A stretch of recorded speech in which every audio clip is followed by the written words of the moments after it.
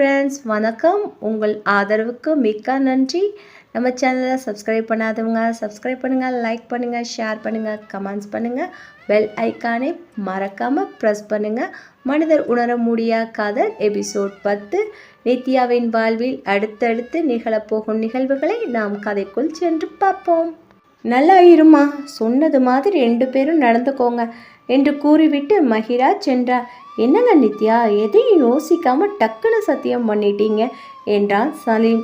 இதில் யோசிக்க என்ன வேண்டியிருக்குங்க, அவங்கள நம்மளை ஏற்றுக்கிட்டதே பெரிய விஷயம் என்று சிரித்தார். நான் ஏற்கனவே 2 நாள் காலேஜுக்கு லீவ் போட்டுட்டேன். காலேஜுக்கு போகணும் என்றால் நித்யா. என்ன காலேஜுக்கா என்று வியப்போடு சலீம் கேட்டான். ஆமாம், உங்களுக்கும் காலேஜ் இருக்குல்ல, கிளம்புங்க போகலாம் என்றால் நித்யா. என்ன இவ இப்படி இருக்கா, இவளை புரிஞ்சிக்கவே முடியலையே என்று புலம்பியபடி நின்றிருந்தான் சலீம். ரெஸ்ட் ரூம் எங்கே இருக்கு என்று சலீமிடம் கேட்டான். வாங்க என்று வீட்டின் பின்னால் கூட்டி சென்றான். காமன் பாத்ரூம், டாய்லெட் ரூம் இருந்தது.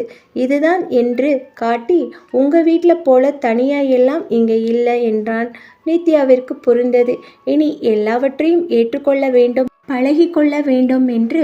நான் அட்ஜஸ்ட் பண்ணிக்கிறேன், நீங்கள் கவலைப்படாதீங்க என்று சலீமை பார்த்து சிரித்தார். நீங்கள் சிரிக்கும்போது ரொம்ப அழகாக இருக்கீங்க என்றான் சலீம். சிரிக்கும் போது மட்டும்தானா என்று நித்யா கேட்டதும் சலீம் சிரித்து கொண்டே, தாமரை மலர்ந்தாலும் அழகு, முட்டாக இருந்தாலும் அழகுதான் என்றான். அவன் கூறியதும் வெக்கப்பட்டு சிரித்தாள் நித்யா. இருவரும் ஒருவருக்கொருவர் பார்த்து கொண்டனர். சரி, உங்கள் ட்ரெஸ், காலேஜ் பேக் எதுவுமே இல்லையே என்றான்.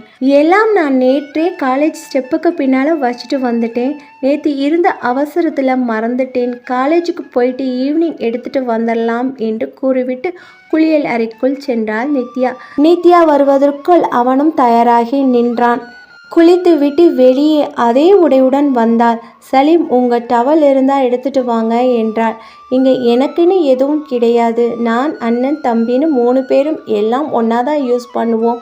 எங்கள் வீட்டில் எல்லாமே ஒன்று தான் என்று கூறி சலீம், நான் டவல் எடுத்துகிட்டு வாரேன் என்றதும் நித்யா, தப்பாக எடுத்துக்காதீங்க, நான் அடுத்தவங்க பொருளை யூஸ் பண்ண மாட்டேன், சாரி என்று தனது துப்பட்டாவால் முகத்தை துடைத்ததும் சலீமிற்கு புரிந்தது தன்னை அவள் வேறாக நினைக்கவில்லை என்று. அவன் வேண்டுமென்றே, அப்புறம் ஏன் நித்யா, ஏன் டவலை கேட்டீங்க என்றான். அதற்கு நித்யா சிரித்து கொண்டே, நீங்களும் நானும் ஒன்றுதானே என்றாள். அந்த வார்த்தை சலீமிற்கு மிகுந்த சந்தோஷத்தை கொடுத்தது. டேய் சலீம், சலீம் என்று மஹிரா குரல் கேட்டது. இருவரும் வீட்டின் உள் சென்றனர். டேய் சீக்கிரமாக சாப்பிடுங்க, மணி ஆகுது என்று மஹிரா கூறினார். 8 மணிக்கெல்லாம் வீடு காலியாகிவிடும். மஹிரா, ராஃபியா, ரஹீம் 3 பேரும் ஒரே தொழிற்சாலையில் வேலை பார்க்கிறார்கள். ராஃபியா 10ஆம் வகுப்பு படித்து முடித்தவுடன் குடும்ப சூழ்நிலைக்காக அவளது அம்மாவுடன் வேலைக்கு சென்று விட்டார். சிறு வயதாக இருக்கும்போதே அவர்களின் தந்தை இருந்ததனால் மஹிரா கஷ்டப்பட்டு அனைவரையும் வளர்த்தார். ரஹீமும் 12வது தான் படித்திருந்தான். படிப்பு சரியாக வரவில்லை அவனுக்கு. மாத சம்பளம் 15,000. இவர்கள் இருவரும் சேர்ந்து 16,000 சம்பாதித்தனர். இவர்கள் 3 பேர் சம்பளத்தில் 3 பேர் படிப்பு, வாங்கிய கடன்கள், குடும்ப செலவு அனைத்தையும் 31,000க்குள் முடிக்க வேண்டும். லுப்னா சலீம் படிக்கும் கல்லூரியில் 2ஆம் ஆண்டு புவியியல் படிப்பு படித்து கொண்டிருந்தார். யூசப் 12ஆம் வகுப்பு படித்தான். அனைவரும் வேகமாக புறப்பட்டு கொண்டிருந்தனர். வாமா உட்காரு, சாப்பிடலாம் என்றாள் மஹிரா. இங்கு டைனிங் டேபிள் எதுவும் இல்லை, வேறு எந்த டேபிளும் கிடையாது. 3 நாற்காலி மட்டுமே இருந்தது. தரையில் உட்கார்ந்து தான் சாப்பிட வேண்டும், தரையில் தான் படுக்க வேண்டும். நித்யா கீழே அமர்ந்தாள். அவளின் அருகே சலீமும் அமர்ந்தான். அனைவரும் ஒரே இடத்தில் ஒன்றாக அமர்ந்தார்கள்.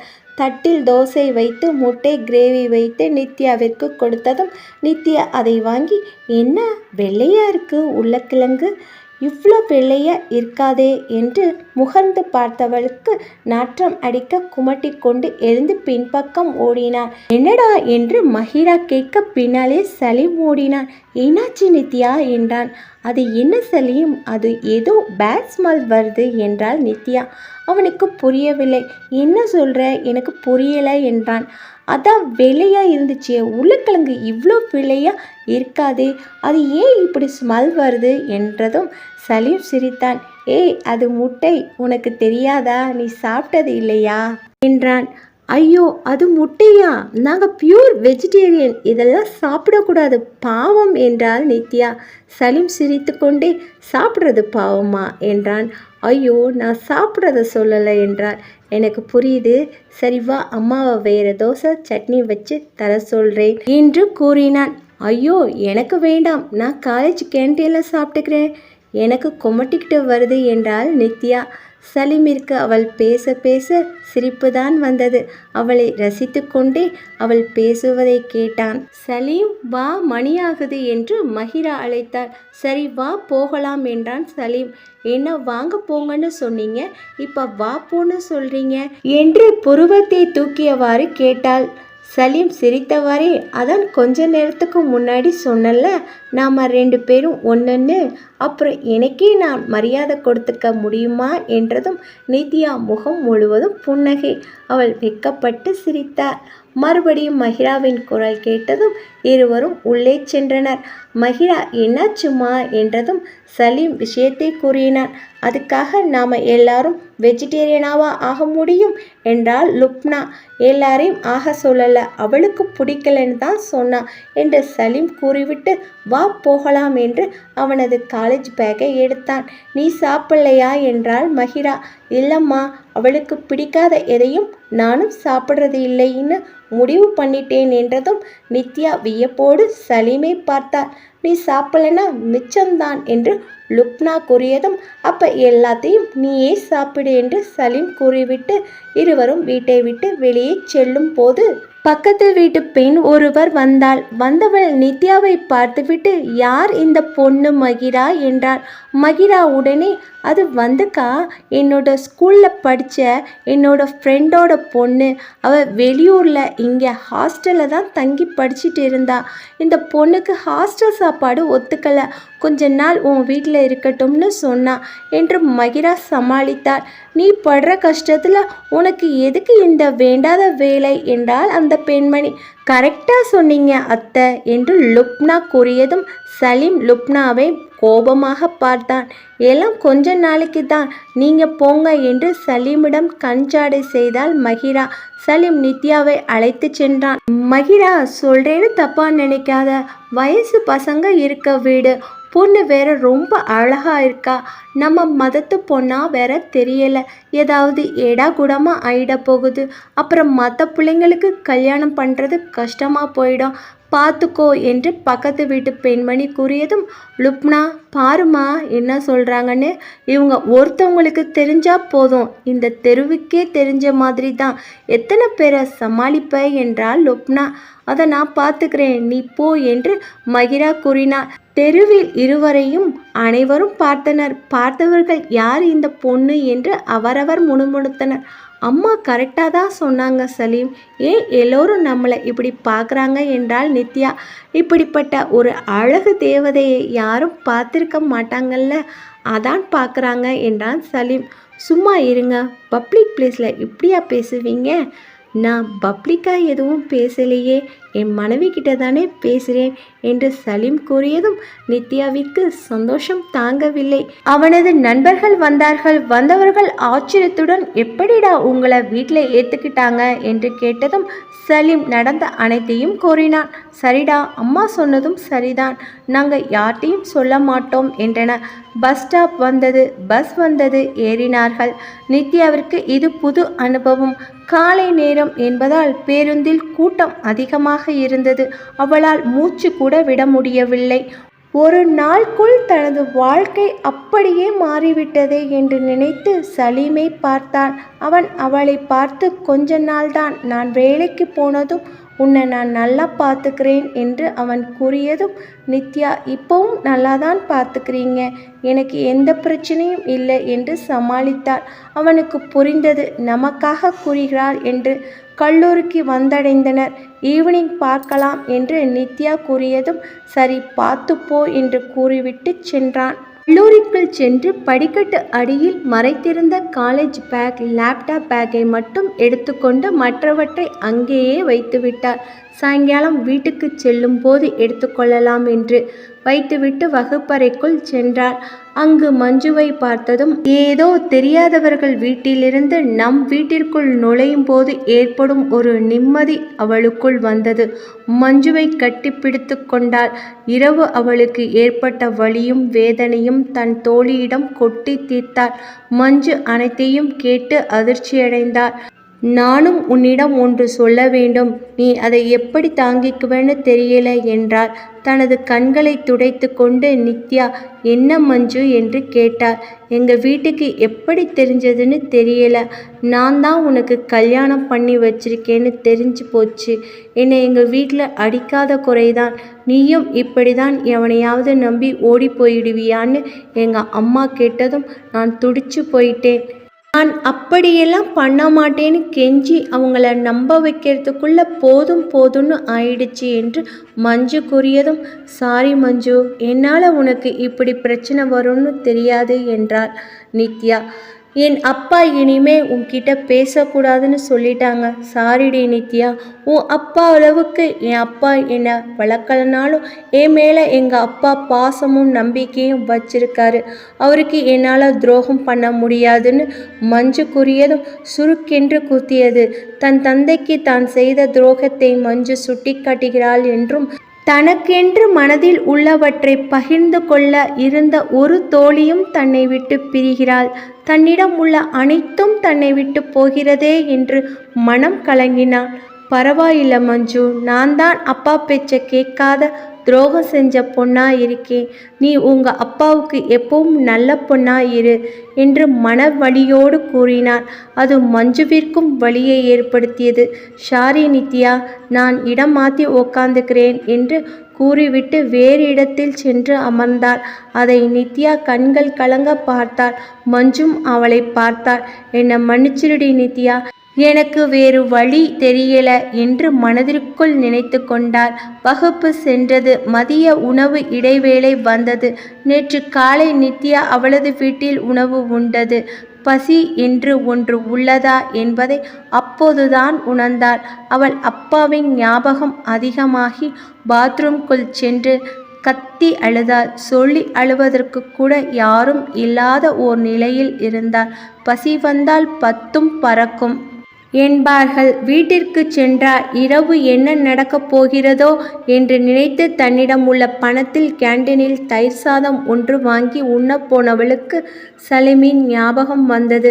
அவனும் தன்னை போலவே சாப்பிடவில்லையே என்று நினைக்கும் போது அவளது போன் மணி அடித்தது. சலீம் என்று பெயர் வந்தது. எடுத்து சலீம் என்றார். நித்யா, சாப்பிட்டியா என்று எடுத்தவுடனே கேட்டான். இன்னும் இல்லை, நீங்கள் சாப்பிட்டீங்களா என்றாள். இல்லை, நானும் கேண்டீனில் சாப்பிட உட்காந்தேன். நீ சாப்பிட்டியான்னு உன் ஞாபகம் வந்துச்சு, அதான் என்றாள். அவனது பேச்சு அவளுக்கு ஆறுதலாக இருந்தது.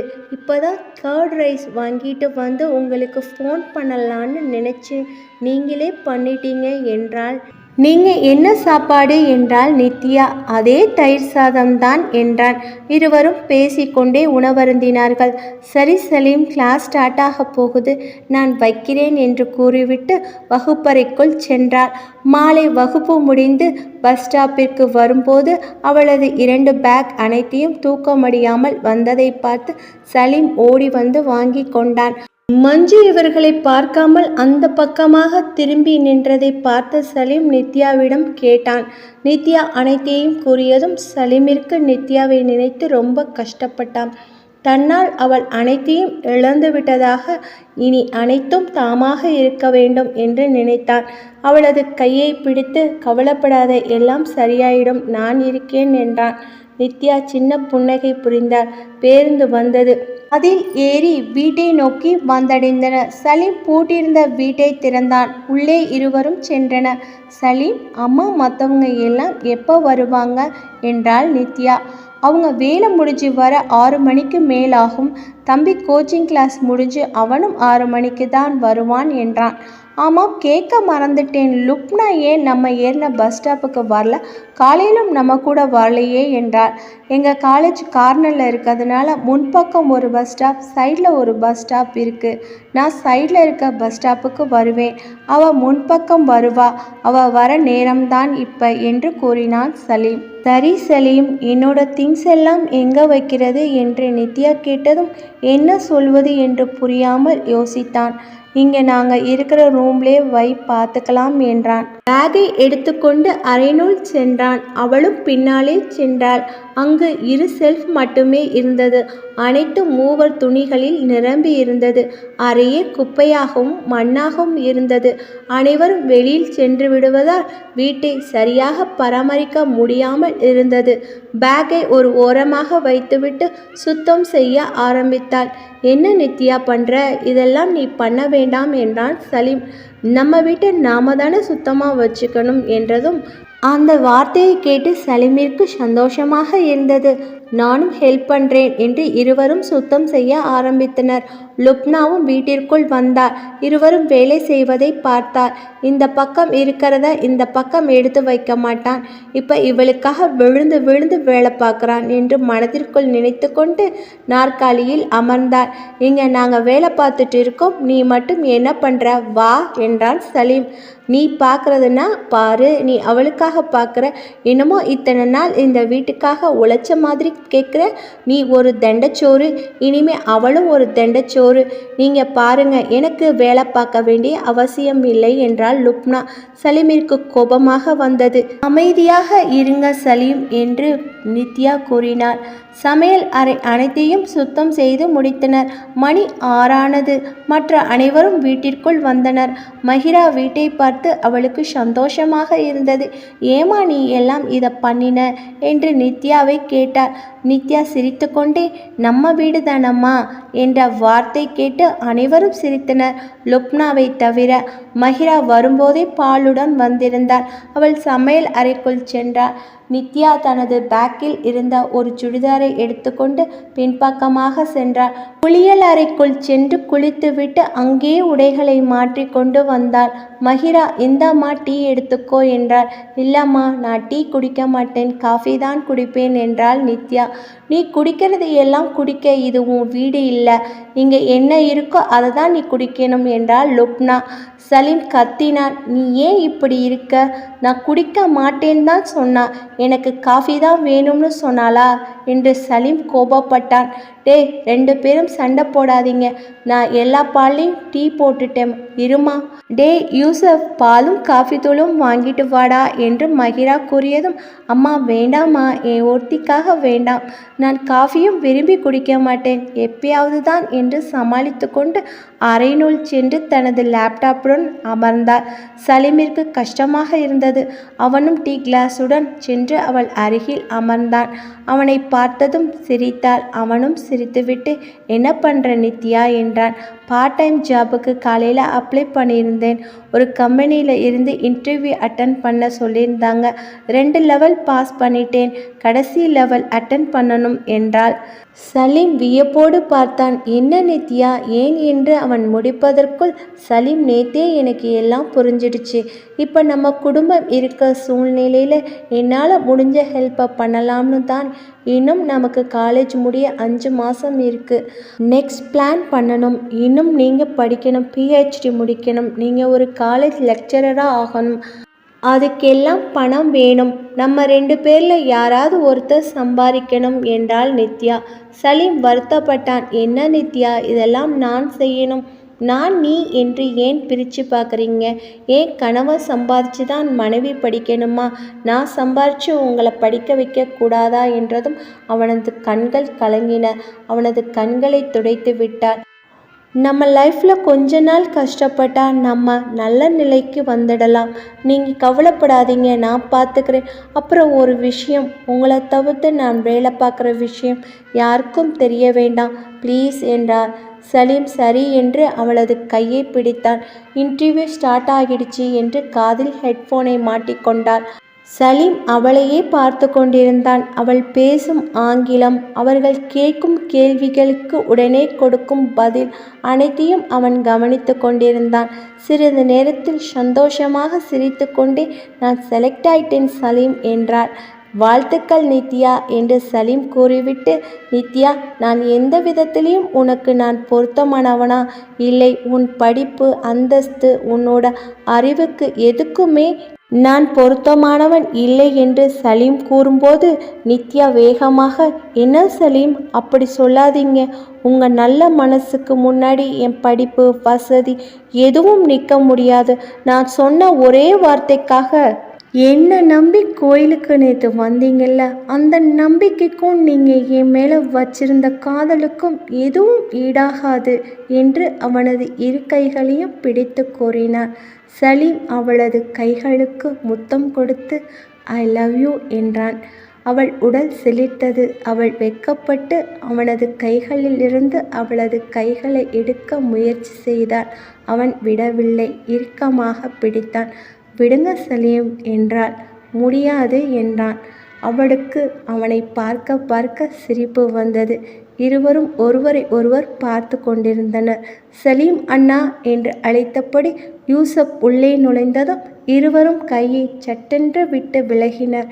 நித்யா அவனை விட்டு கொஞ்சம் தூரமாக அமர்ந்தாள்.